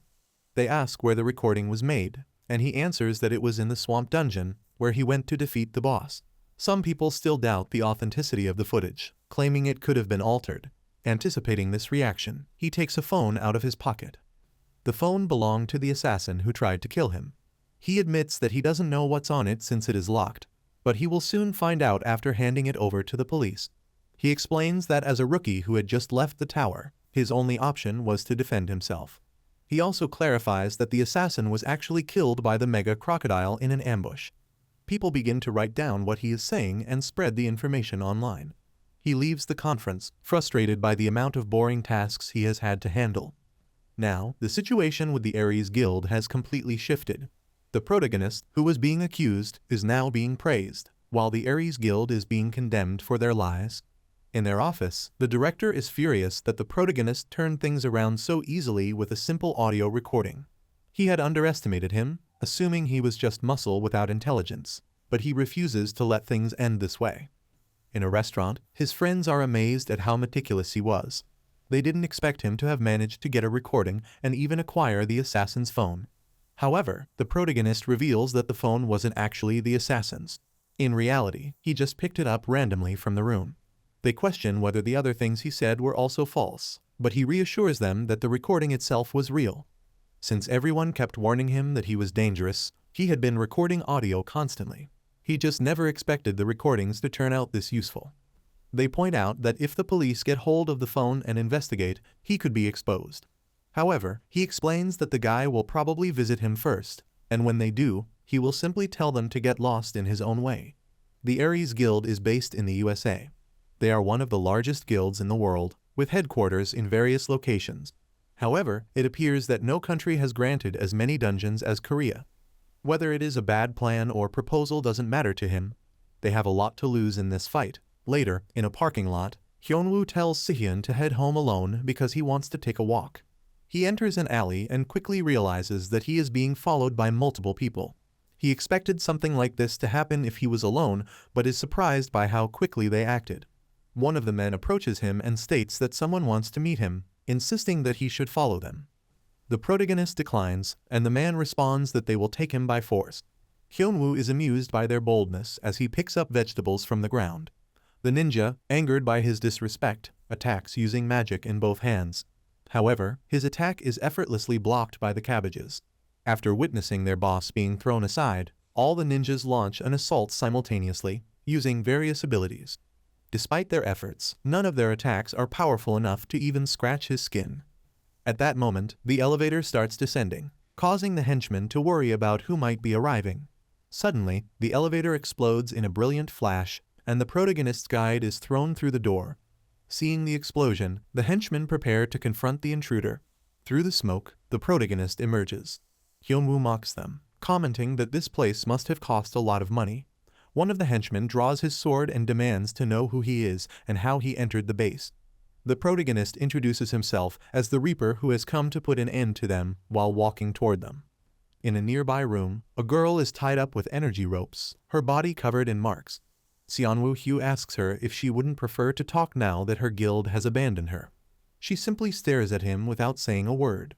Growing impatient, he tells her to stop resisting, offering her freedom in exchange for sharing internal guild information. Still, she remains silent, her expression unchanged. This frustrates HyeonWoo, who orders his henchmen to take her for another session. One of the henchmen hesitates, warning that she might not survive their methods, and asks if he is certain about this. HyeonWoo ignores the concern, insisting that even if she refuses to talk, they must do everything possible to break her. Just then, a loud noise echoes from behind the door, followed by a bright explosion. HyeonWoo is caught off guard and turns to witness the scene. They soon hear the protagonist's light footsteps approaching. HyeonWoo appears, stating that he heard they were looking for him. Thank you for watching, everyone. And that's the end of our video. Just kidding. Alright, let's rewind and go over what happened earlier in the alley. where the hunter's attack had no effect on HyeonWoo. He mocks the hunters, asking if they were done tickling him. More screams erupt from the dark streets, revealing that the hunters have been defeated. The last remaining hunter is lifted by the neck by HyeonWoo as he begs for mercy. The protagonist smirks and comments that he seems like someone important. He then demands that the hunter lead him to the person looking for him. They arrive at a bunker on the outskirts of Gwangju. Two guards discuss the guild's efforts in constructing this place, acknowledging that it was all built with dirty money. One of them remarks that only this guild would accept hunters like them and asks if his companion finds it amusing. The hunter agrees, adding that a celebrity would soon be arriving there. His companion confirms that it is HyeonWoo who is being brought in. They discuss how much HyeonWoo has been appearing on TV and his fearless nature, mentioning that Team 1 was tasked with capturing him. His partner then adds that the higher-ups were furious, asking if he had seen what the protagonist did at the press conference. Just then, something crashes into the ground a few meters away, creating a massive explosion. The two guards brace themselves for whatever caused the blast. Emerging from the smoke, the protagonist appears, holding his guide by the neck. He verifies if this is indeed the right place, and the guide confirms that it is. The guards recognize HyeonWoo while preparing for any of his moves. Meanwhile, inside the base, some henchmen hear the noises coming from the commotion at the entrance. Back to the present, as HyeonWoo enters the room, he sees the girl sitting and tied up, who stares at him with a calmer expression. The protagonist taunts him, saying he already had a guest while standing behind him. The president asks about Team 1 while trying to figure out how he got there. HyeonWoo tries to confirm if it was the team sent to deal with him, stating that at the moment, they were resting like all the henchmen in the next room. He gives the manager a choice between getting beaten up or sitting down to talk. While HyeonWoo is impressed, his partner draws a sword and attempts to take down HyeonWoo. The protagonist simply lands a direct kick on his partner, throwing him away. After defeating the henchmen, HyeonWoo mocks them, saying they are quite aggressive despite inviting him. He then asks if they usually treat their guests this way. HyeonWoo starts laughing, recalling they said HyeonWoo was rank A while the bunker hunters were at least rank B+. Some were nearly rank S and were sent to capture HyeonWoo, yet they all ended up being defeated by him. The hunter also recalls the report mentioning HyeonWoo stopping the crass alone. Then, he acknowledges that HyeonWoo was an S rank at the top of the rankings. Realizing this, he understands that even as an S rank, he could defeat him, even if armed. The protagonist calls out to him, asking if he was deaf. HyeonWoo refocuses, and HyeonWoo repeats the choices he had given him. For a moment, HyeonWoo loses his temper, but quickly regains control and agrees to talk, preferring to do it face-to-face at a table, as the president wants to gauge the extent of his power. Knowing he cannot rush the conversation, HyeonWoo decides to begin by asking about compensation. HyeonWoo is confused, and the protagonist states he wants repayment for the damage Ares has caused him. Besides sending assassins after him, they also spread false information in the media. He adds that he will not let this go unpunished, prompting HyeonWoo to ask what he wants. Our protagonist demands 10 billion won for the damages, plus a few beginner dungeons as compensation. Hearing this, HyeonWoo becomes furious, claiming that HyeonWoo is going too far. However, HyeonWoo argues that given their size, the amount is reasonable. The president trembles with anger while trying to remain composed in front of him. He recognizes that while obtaining the money is simple, securing rights to the beginner dungeons is much more complicated. After all, he realizes that HyeonWoo's goal is to monopolize new hunters. Our protagonist decides to provoke him further by adding another 500 million for wasting his time. HyeonWoo asks if he sees any benefit in maintaining a bad reputation with Ares. He also recalls that if it was just about the money, HyeonWoo could have accepted the deal he previously refused. HyeonWoo states that if HyeonWoo joins Ares, he could have all kinds of support, including access to beginner dungeons. HyeonWoo becomes curious about the idea, while the manager questions why they should have a major guild as an enemy when they could work together. However, the protagonist says he has no interest, as they are bringing up unrelated matters while he is still discussing his compensation. He also reminds them that the girl is still tied up next to him. At this point, he asks what they plan to do with her. The protagonist reassures them that he has warned them not to cross him again, or they will regret it. HyeonWoo is irritated by the remarks, calling HyeonWoo arrogant. Still, HyeonWoo insists on his compensation and tells him to stop wasting his time. He stands up and asks if HyeonWoo will accept the terms or fight back. At Sihyun's apartment, the protagonist appears, surprising him. Sihyun yells at him, questioning who the girl he was carrying is. Meanwhile, in an unknown location with a massive ruined castle, a man with tied hair walks through the castle ruins. He looks at the tower ahead and states that he is reaching the 9th layer.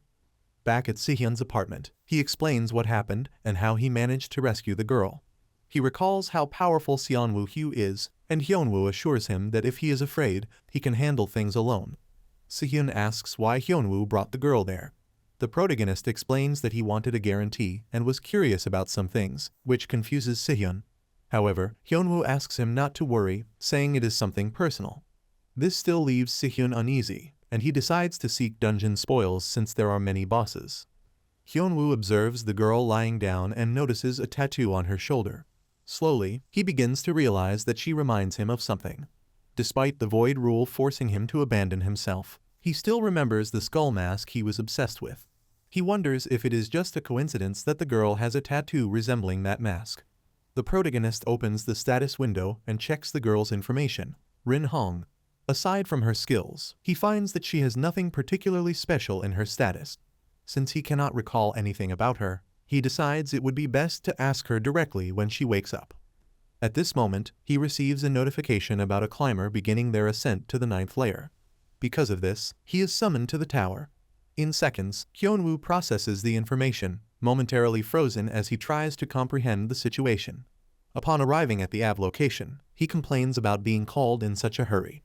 Ignoring his remark, the director warns that he is coming. This confuses the protagonist, who wants to know who she is referring to. She explains in a more serious tone that it is the next climber. The protagonist asks what kind of person they are and when they will arrive. The director opens her alert window and begins to explain. However, at that moment, HyeonWoo lightly punches her head, complaining that she would not say anything without the alert window. Av reminds him that it is not her fault, as his status authority is too low, something she has mentioned multiple times. HyeonWoo complains that the notification is useless, questioning why he was even called there. She explains that she has a favor to ask him, leaving the protagonist confused. The director clarifies that this climber is different from the others, and the guardian must prepare in advance. The protagonist asks what he needs to do, and the director states that he must awaken his mana as soon as possible or risk being in serious danger. This excites HyeonWoo, imagining that the climber must be of a high level. Av counters that simply awakening mana will not be enough because if the climber is too powerful, it could lead to the world's total destruction. She warns that without magic, the protagonist will not be able to handle the crisis. HyeonWoo asks if she is certain where it will happen and whether it could result in a crash. The director explains that crevices may or may not occur, so she cannot determine the exact probability. All she knows is that a climber's potential depends on their skills and achievements. With this, HyeonWoo understands that an intermediate-level climber is approaching, and the problem is the lack of available information. Frustrated with the situation, he raises his fist, causing Av to grow concerned as she asks him to stop hitting her head. Av comments that he was raised poorly and asks if his parents never taught him not to hit a cute girl like her. However, HyeonWoo explains that his parents died in a car accident when he was very young, so he barely knew them. Hearing this, Av stands up and apologizes for what she said. The protagonist reassures her that it does not bother him much and that an apology is unnecessary. After hearing his response, Av acknowledges that HyeonWoo is genuinely a kind person. Back at the guild base, HyeonWoo complains that their method seems flawed, believing it to be a scam. He remembers being told that he would sense the flow of mana quickly. Seo-Yeon-Lee warns him to be careful and not to erase the magic circle, as it costs 5 billion won.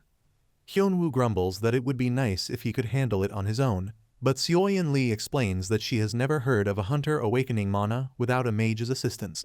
She also states that her guidance is essential to concentrate his mana, as it is the only way to unlock it. The protagonist asks if using a mana potion would solve the problem, which makes his partner begin to lose patience. At that moment, Sihyun arrives and asks what they are doing since it has already been 4 days of training without progress. This irritates HyeonWoo as he feels provoked. Sihyun explains that he came to deliver a message. He asks if HyeonWoo created a guild because they received guild creation documents, which surprises him. Seo-Yeon-Lee is also impressed and asks when he did that. HyeonWoo explains that since he obtained some dungeons, he needs to organize everything, leading to a discussion about the guild name. Then he asks if the girl he rescued has woken up yet. His friend informs him that she is still unconscious. HyeonWoo wonders if she is in a coma, but Sihyun explains that the nurse said it was due to trauma. Understanding this, the protagonist acknowledges that he needs to wait longer. However, he becomes frustrated after sitting in the magic circle for days without feeling his mana activate. He complains that he cannot tell if it is working. His partner suggests finding someone who can directly access HyeonWoo's mana source. Sihyun asks if she means Nakagawa Yasumi, and she confirms it. This leaves the protagonist confused, wondering what this plan entails. They explain that Yasumi, the master of the Japan's Izanami Guild, has a skill that allows her to use a hunter's blood to boost attributes. HyeonWoo becomes excited, asking if that would make things easier, but he quickly realizes that he would need to travel to Japan to meet Yasumi. This frustrates him, as he finds it bothersome. While absent-mindedly dragging his hand on the floor, he erases a small part of the magic circle, which leaves Seoyeon Lee in shock. As a result, the two try to calm her down while their partner generates a lightning storm. Meanwhile, in front of the intermediate labyrinth of Sujinami in Tokyo, cries of despair fill the air. Master Yasumi finds herself in a perilous battle against a formidable entity while her allies desperately call for help. An energy blade approaches her, and Yasumi warns her team to evade, but they fail to react in time and suffer the attack. As a result, her two allies are practically disintegrated while she looks at the fallen bodies around her. Yasumi criticizes her team's lack of skill until she notices someone approaching. The climber advances toward the kneeling master after dodging her attack. She asks who this powerful entity before her is. He responds that although she narrowly avoided his strike, he will answer her question. However, he does not know which name to choose, as hunters have given him many titles. Some called him the Climber, others the Destroyer, or even the Demon and God of Thunder. He then states that his favorite name is Chenma. With that, he launches an attack on Yasumi. At that moment, HyeonWoo receives an alert stating that a climber has reached the 9th layer in Sujinami. Upon seeing the notification, he ignores Seoyeon Lee, who is nearly destroying the area, and asks Sihyun for a ride. As they head to the airport, HyeonWoo keeps an eye on the news regarding the climber. Seeing the chaos unfolding, he wonders if he will be able to handle this situation without having awakened his mana. Sihyun questions why HyeonWoo suddenly wants to go to Japan when he was complaining about the trip earlier. HyeonWoo makes an excuse, saying that he has matters to attend to in Japan. However, Sihyun asks if he even has a passport, which makes HyeonWoo stare at him in silence. He wonders what to do now since he needs to get to Japan as soon as possible to confront the climber. Later, in the conference room of the Japanese Hunters Association, 4 individuals are gathered. One of the men at the table asks how Yasumi survived, as she was reported dead in the news. Yasumi explains that she was able to revive thanks to an artifact she possessed. The man then asks if Chenma was truly that powerful, to which Yasumi confirms. He mentions that the news of an S-rank hunter's death has made other hunters afraid to assist them. He adds that if even Yasumi could not defeat him, then others have little chance. Being of the same rank, they acknowledge that the Hunters Association is in trouble and will need outside help. Meanwhile, casualties continue to rise, and the association remains helpless. At that moment, the TV displays HyeonWoo in the middle of an area devastated by Chenma. Yasumi is shocked, and the others ask who this individual is. HyeonWoo approaches Chenmei, observing the protagonist while gripping his sword. He attempts to open the status window, but finds that he lacks authorization, realizing that it will not work against climbers. With this, he asks if the climber came from a historical Oriental drama. As he asks this, Chenmei fires an energy blade at him. The attack collides with something in front of him, and Chenma notices HyeonWoo appearing behind him, ready to strike. Chenmei manages to block the blow with his sheath. HyeonWoo tells him not to swing his sword recklessly and demands an answer to his question.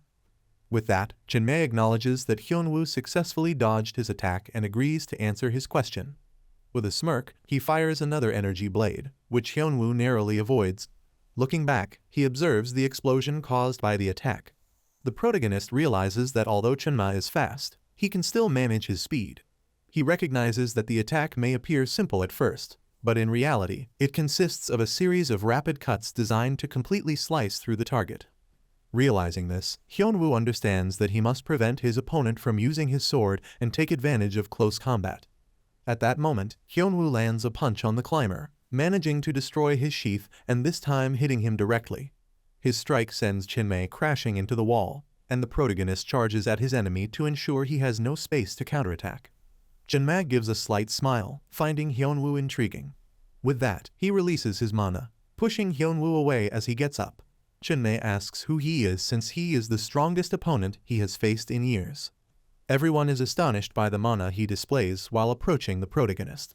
The protagonist's friend Sihyun asks if the crash emerged 2 hours ago. Yasuni explains that this is why they were waiting for reinforcements, while Sihyun questioning if letting HyeonWoo go was a good idea. Then, Sihyun recalls that HyeonWoo rushed off after getting off the plane without saying a word.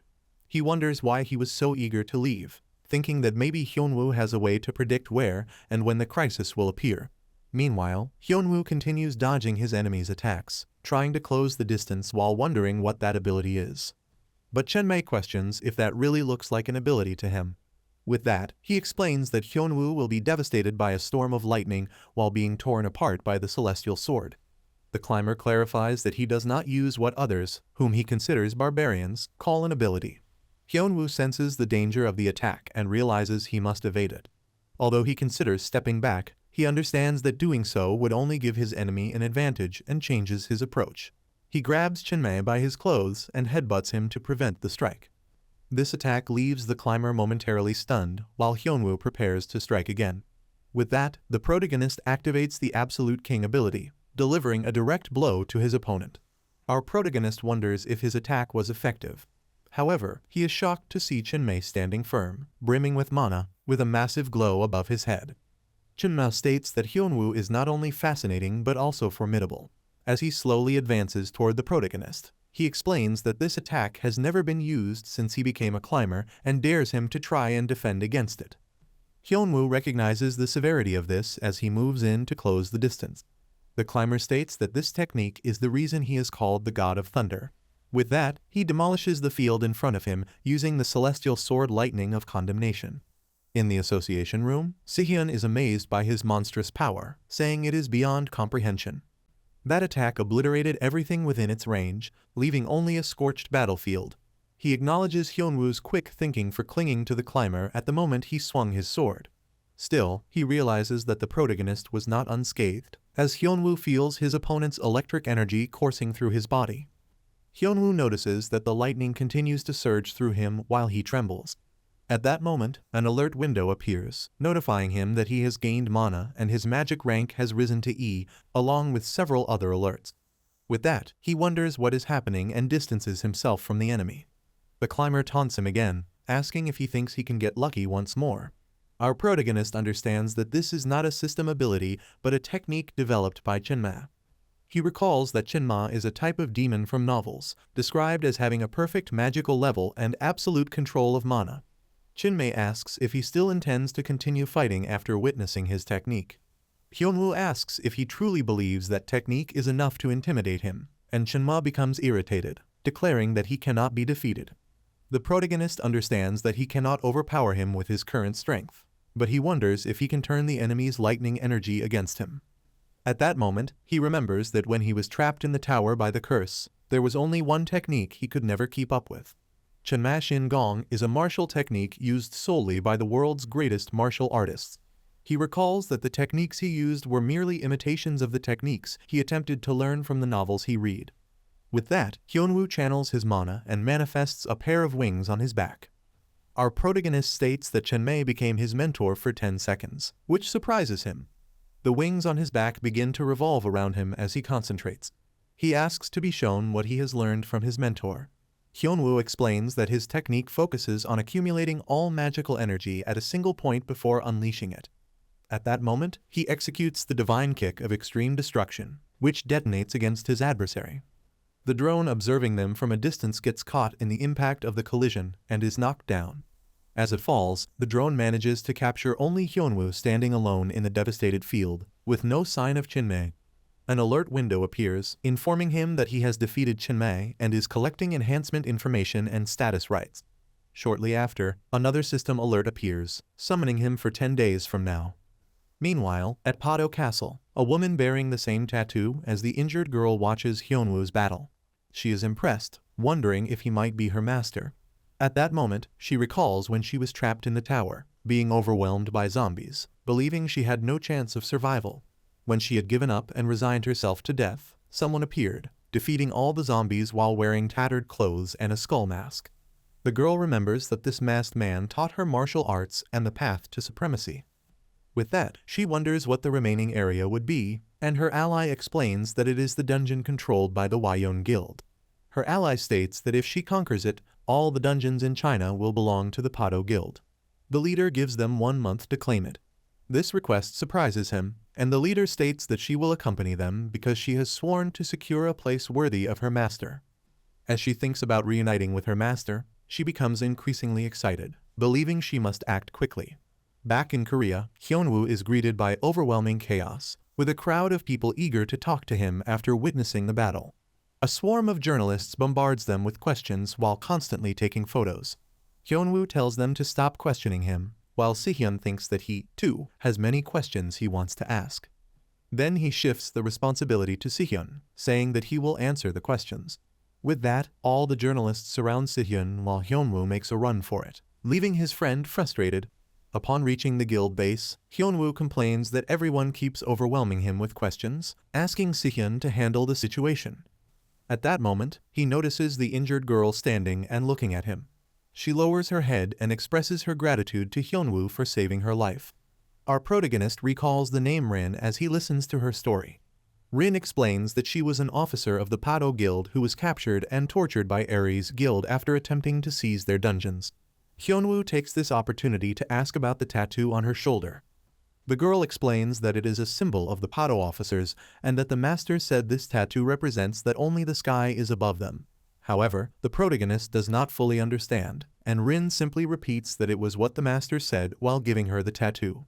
She recalls the master telling her that she was above everyone and that everything else should be beneath her feet. As she attempts to finish her story, HyeonWoo becomes frustrated and stops her. This reaction startles Rin, who asks if she said something wrong, and HyeonWoo tries to calm himself down. He believes this is another one of his past mistakes and wonders how it happened. Rin's words remind him of things he did in the tower when he thought that mastering martial arts would allow him to escape. Because of this, he developed a phase where he mimicked characters from web novels and anime.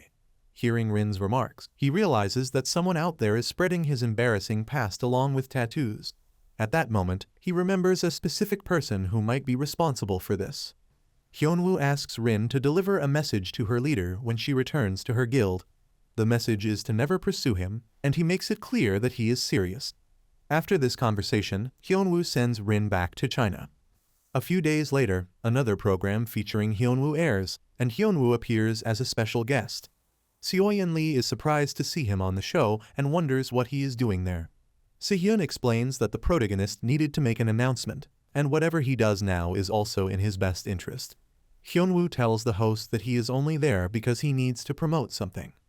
He announces that he has created a guild and is recruiting interested members, which confuses his friends. Later, Sihyun complains that HyeonWoo made this announcement on television, but HyeonWoo did not expect so many applicants. His friend refuses to help as they both stare at the overwhelming piles of candidate resumes. As a solution, HyeonWoo makes a deal with his friends, offering them the opportunity to use beginner dungeons in exchange for their assistance. Seo Kwon acknowledges that only Hen could bring in powerful guild leaders to support him. He then asks if HyeonWoo won't get bored managing so many responsibilities, but HyeonWoo simply responds that he wants to make money.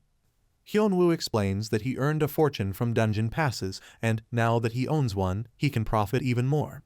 His friend asks if he hasn't earned enough already, and Sihyun speculates that it might stem from some childhood poverty trauma. As they review candidates, they reject a hunter who complains about being an experienced rank C, but HyeonWoo dismisses him, saying he simply did not like his resume. At that moment, other candidates notice who was turned away and start questioning the requirements for acceptance. Meanwhile, HyeonWoo examines his status, acknowledging that while he has no issue with his rank, he has a selfish personality. He recalls a conversation with AV, who thanked him for defeating the climber Chinma. She then explains that she will enhance his skills, leaving HyeonWoo wondering what she meant. Av clarifies that she will add an option for authority over status skills and improve the alert system. HyeonWoo does not understand what a personality check entails and asks about the enhancement's purpose, but he soon realizes its usefulness during candidate interviews. When the next candidate arrives, he examines her status and notes that she has an opportunistic personality. Observing the candidates beside her, he sees that one is friendly and the other has a sense of self-sacrifice, which excites him. With that, he accepts all three into the guild, making them happy. HyeonWoo believes that as long as everyone fulfills their roles efficiently, things will go smoothly. Feeling lazy, he decides to wrap up the interviews, prompting his friend to question how a recruitment process could last only an hour and a half. He explains that he selected members who wouldn't betray him at the first opportunity, and that was enough. Sihyun asks if he chose them by evaluating their attributes, and HyeonWoo responds that skill levels are not too important since he will be the one fighting. However, he wonders why no S-rank candidates applied. His friend explains that S-rank individuals are incredibly rare, with only 5,000 in the entire world. HyeonWoo then asks about his own rank. Sihyun tells him that he is ranked 163, while Seo-kwan is in 175 and Seoyeon Lee is in 161, which surprises HyeonWoo. However, he warns that being in the top 200 makes someone famous, leading others to challenge each other's rankings. At that moment, HyeonWoo recalls seeing a list of S-rank hunters with some names crossed out and asks why. Sihyun explains that the crossed-out names belong to hunters who have died. The protagonist is shocked by how many have perished, and his friend explains that they were attempting to obtain an artifact needed to reach the Sint Plus grade. Hunters can only increase their attributes up to 3 grades above what they had when they left the tower. However, they can surpass this limit if they acquire an Sint Plus grade artifact from the labyrinth's deepest parts. HyeonWoo realizes that the labyrinth serves as a graveyard for S-rank hunters, but Sihyun adds that some choose to steal from hunters who obtain these artifacts. This practice gives rise to hunter assassins, who end up being expelled from the rankings and having their names removed from the official list. The protagonist asks if the assassins who attacked him were among these, and Sihyun confirms. He notes that Ares plays dirty against others until they reach one of the 4 initial dungeons that the Ares Guild lost, known as the Barren Swamp. HyeonWoo mentions that he will confront the dungeon boss and take a stroll, allowing Sihyun to lead if he wishes. When he remembers the potential earnings, he becomes eager to enter the dungeon. Upon opening the door, he sees 2 men sitting and drinking coffee, who are startled by his sudden appearance. HyeonWoo recalls previously defeating them and even taunts them, asking if they haven't had enough of a beating. They apologize, and HyeonWoo asks if he can enter the dungeon since he now owns it. One of the guards tries to argue that the documents are not finalized, but HyeonWoo ignores him, and they have no choice but to accept his authority. As he walks through the dungeon, he reflects on how long it has been since he was last there. Suddenly, he notices someone standing in his path, excited to see him. HyeonWoo immediately becomes concerned, suspecting that this might be another assassin sent by Ares to attack him. Although he mentions being sent by Ares, the man states that he is not affiliated with the guild. A group of people gather behind him as he asks if HyeonWoo has heard of the hunter-assassin group known as Pandemonium. This group is notorious for instilling fear in anyone who recognizes their name. Pandemonium consists of hunters ranked within the top 100 of the S rank. As long as they receive a good reward, the members guarantee the completion of their missions, making them legendary in the community. Rumor explains that once someone becomes their target, survival is impossible. However, HyeonWoo is unfazed and questions the former number 52, Anya Circler, stating that she is an experienced mage. Anya points her staff at him, demanding how he does not recognize her despite being a hunter. In response, HyeonWoo casually tells her not to think too highly of herself, which irritates her. She begins casting a spell, explaining that it was due to her debuffs that many of their targets were killed. The mage uses a magic restriction circle against HyeonWoo. As a result, several magical bands encircle the protagonist, trapping him within the circle. HyeonWoo asks if she can create magic circles, and Anya grows annoyed because he does not seem to acknowledge the danger he is in. But the protagonist admits that he understands the situation and is only asking to decide whether he should eliminate everyone or not. This statement causes Anya to freeze in fear. At that moment, everyone launches an attack on the protagonist, hoping to finish him off quickly. Meanwhile, in the underground city of the Wheeon Guild, an attack takes place, resulting in numerous casualties. A hunter named Raven struggles to remain standing as someone remarks that they had expected more from him. A girl dressed in traditional Chinese clothing approaches him slowly, expressing her disappointment, recalling that this was supposed to be the key point of the guild. With that, Raven acknowledges that he is finished, but insists that his leaders are on their way, questioning whether she could defeat them alone. The girl shows some interest in his words, making Raven believe there is an opportunity to strike. At that moment, Raven attempts to attack the girl, but she effortlessly dodges. Raven is taken aback, while the girl states that although he is unworthy of her technique, she does not wish to delay meeting her master. She then unleashes her extreme sovereign force technique, which sends Raven flying. As she walks through the wreckage of the base, she comments on how lovely the day is and recalls the message her envoy brought from her master. She remembers that Rin managed to find him first, which fills her with both joy and resentment. Believing that her master is waiting, she recalls the message and assumes that he does not want her to pursue him until she fulfills her promise. For that reason, she must seize everything as quickly as possible and establish a place worthy of him. Back at the Erang Guild in the Gwangjin area, Hyeon-Lee surprises HyeonWoo by bringing the assassin mage, stating that he found someone to repair the circle. He asks if she is capable of fixing it, and Anya hesitantly responds that she can. The girl asks if she would be spared should she succeed, and HyeonWoo replies that he will decide based on her performance. His friend recognizes Anya, and HyeonWoo realizes that she was indeed a well-known mage. Hyeon-Lee then asks how HyeonWoo managed to capture her, and the protagonist recounts the events in the dungeon. After hearing his explanation, she is amazed that he defeated the assassins of Pandemonium. Then she recalls his attributes and notes that he should not have been able to defeat them. HyeonWoo merely states that his attributes are unusual, and there is not much he can do about it. He considers that asking Av would be pointless since she would likely claim his authority is insufficient. Setting attributes aside, HyeonWoo explains that he only needs to intimidate her enough to ensure she works properly. With this, the protagonist recalls how she pleaded for her life, offering to use her skills in exchange for mercy. The protagonist asks if she can fix the issue without her staff, and she confirms that she can do so without relying on basic skills. With that, he hands her staff and robe, which are S+ ranked, to Hyeon-Lee, which astonishes her. Then HyeonWoo instructs her to take care of Anya, promising to return the favor. After stopping by a convenience store, he gazes at a building, stating that it is time to show his appreciation for the gifts. Upon entering the building, the receptionist is startled to see the protagonist standing there. Several security guards rush forward to expel him, stating that this area is restricted to Aries Guild members. HyeonWoo asks if Seonwoo Hugh is available while rummaging through his store bag. With that, he pulls out an item labeled Bat of Justice, stating that he brought a gift for him. Then he reveals a toy hammer, asking if they would prefer to file a report after taking a beating. Our protagonist swings the hammer at the guards, leaving the others shocked as they are easily taken down. He taunts them again, remarking on their bravery for standing in his way and simply watching what is happening. However, he adds that they should be prepared to be sent to heaven, which terrifies them. Meanwhile, in the president's office, the phone rings as the guards report HyeonWoo's attempt to enter, and Seonwoo Hugh hears are the screams of his guards, making him realize just how absurdly powerful HyeonWoo is. Fearing that news of the incident will spread and tarnish Aries' reputation, he considers calling for reinforcements. However, he quickly dismisses the idea, not wanting to appear incompetent for failing to handle the situation himself. Before he can make a decision, his door is abruptly kicked open by the protagonist. With that, HyeonWoo steps into the room with his hammer, stating that it has been a while. Thanks for watching. I hope you enjoyed the video.